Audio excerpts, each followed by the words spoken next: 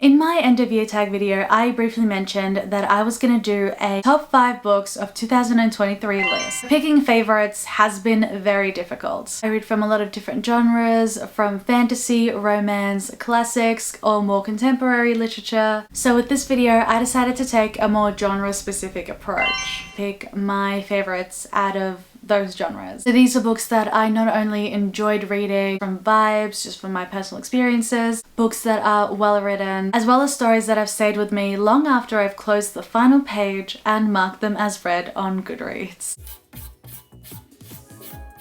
This year I have read about 76 books. I've been reading a lot of great books by a lot of great authors. A lot of them I've enjoyed reading. I rarely pick up a book and read it if I don't enjoy it. I'm always the type of person that asks, did the author accomplish what they want to accomplish? And if they did that, then it's a great book. Chances are I'm gonna love it. Before we get into it, I'd love to hear from you. Tell me your favorite book that you read this year. I love reading about books that resonate with other people and also reading about why they resonate. Not only seeing ourselves in literature, but also reading these books that change our worldview, perspective, and help us grow. A very important aspect of reading, so I'd love to hear about what you've been reading. Oh, also, these books are in no particular order. This is what I wrote them down in. We're going to start off strong with The Night Circus by Erin Morgenstern. This was a book that I read earlier in the year, and it has maintained its position. I talked about this book before, but in my opinion, not nearly enough. It's dual point of view, and it follows these two magicians that have from a very young age been forced to participate in this all-encompassing competition. Years of creating these magical, beautiful attractions for this traveling magical circus. They don't know that only one of them can be left standing in the end. Now, I loved everything about this, from the beautiful lyrical writing to the two characters at the heart of the book, their creative ideas and their growing feelings for one another. Everything was so beautifully written, it was so beautifully built. The supporting characters, I loved learning about them, being a viewer of this magical, wonderful circus, magical, wonderful world. Much like the circus in the book, this story was one that stayed with you long after you've experienced it. I read The Starless Sea before and absolutely fell in love with Erin Morgenstern's writing style. I think more people should read this book. I know this book has been everywhere, but I've not really seen a lot of hype for it these days. So yeah, I think everyone should read this book. I just love well-written books. So full of magic and whimsy. Easy to get immersed in this beautiful world. I highly recommend this if you haven't read it already. But a lot of people have recommended this and love Erin Morgenstern's writing, so I'm definitely not the only one. You'll be in great company if you pick it up. Second, and my romance pick. Romance is one of my favorite genres. There was one book where it just felt so perfect in every way. From the characters, the setup, the way they fell in love. That's a huge part of what makes a romance book great for me. No secret that I love romance set around the world of literature. One of my favorite books of all time is Beach Read, and this had me feeling the same. This book had a lot of elements I love about romance, and it's definitely one of my favorites for this year. It is The Neighbor Favor by Christina Forrest. Lily Green read a book when she was younger that inspired her to get into publishing. Her goal is to work in the kids publishing to edit children's books and share more of those stories that have this amazing representation. She's been a fan of this author for the longest time. She doesn't know what he looks like. He's kept his real name a secret as well. One day a website pops up, she emails him, and they start this correspondence. They correspond for months and they really connect. It's beautiful to read about. Out of nowhere he ghosts her, and months later she enlists the help of a very attractive new neighbor to help her find a date for her sister's wedding. Her sisters are always pressuring her to date these guys that just aren't what she's looking for because she's already found this connection. As they get to know each other a little bit more, he realizes that she's the woman he's been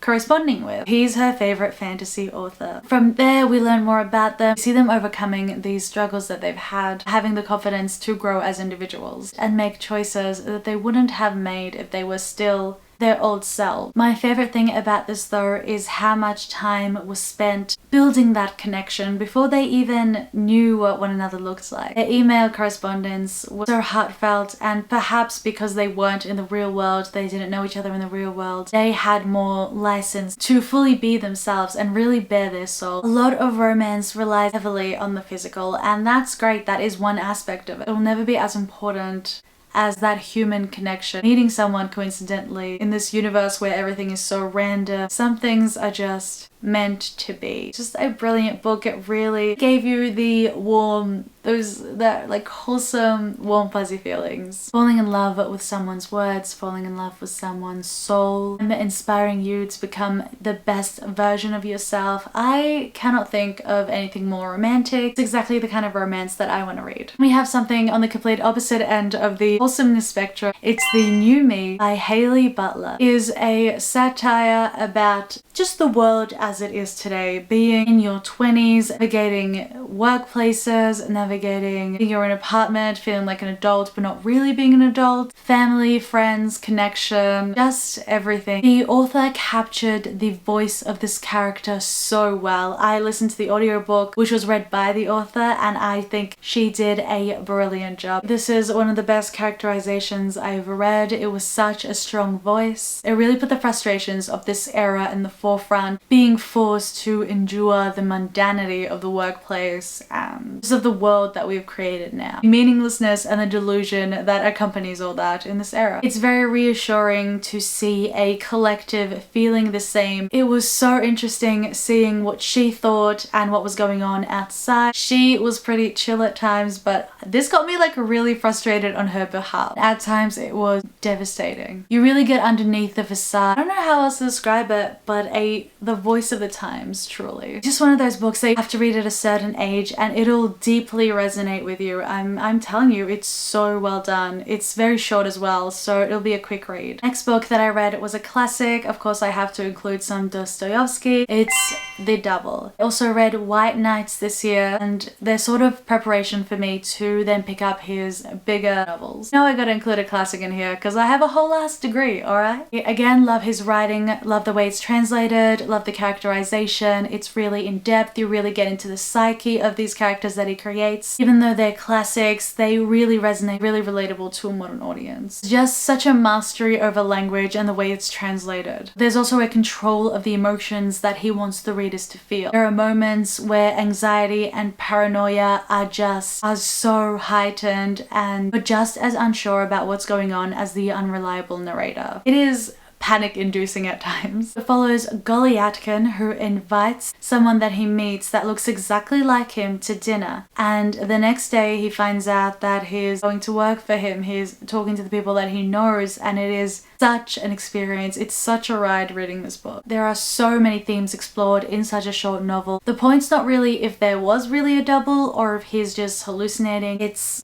all about the world that we live in, all about expectations that we have for ourselves. It's how easily we can lose that. It really digs deep into these emotional states that are sometimes uncomfortable, which I think Dostoevsky really thrives in, especially in White Nights. Like, you're heartbroken for that character, and for this one you are just as fearful and worried for this character. They're feeling a heightened version of something that we've all felt before. With classics, whenever someone asks me where they want to start, I always recommend the shorter works. You don't want to delve into Anna Karenina straight away or Crime and Punishment. You want to start off small, get used to the language, get used to the characterizations, get used to the times that these are set in, then delve into the bigger books. So I definitely recommend starting with something like The Double and seeing if you like that language. I also recommend listening to audiobooks. They always get the best voice actors to do the classics. The voices are always very fitting. Finally, to the surprise of no one, my fifth top book, best book, I don't even know what I'm gonna title this video, is Yellowface by Rebecca F. Kuang. I read it back when it first came out. I talked about this book before. One of the most popular books of the year. It even won Best Fiction of 2023 on Goodreads, so of course I had to include it on this list. Follows June, an author who is yet to have her big break, yet to really make a name for herself, and her decision to steal her best friend Athena's manuscript after passes away by accident while they're together. It is very much one of those books that are needed in this era. It explored the whole spectrum of these opinions when it comes to POC, when it comes to art, when it comes to ownership, intellectual property. It explored it all. This character was so fascinating to read about, delving deep into her guilt and how she justifies things for herself. You can't help but sometimes feeling frustrated. There's really not a single character in this book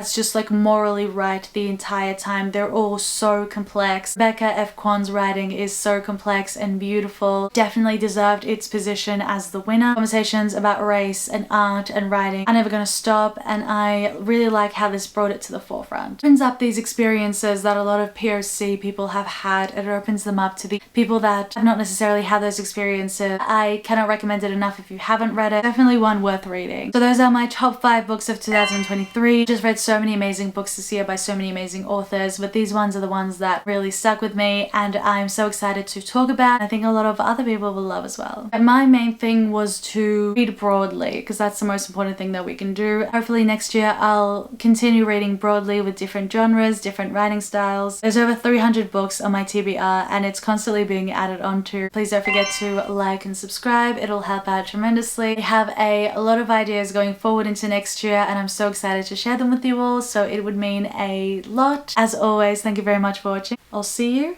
on the flip page. Set around the literary road.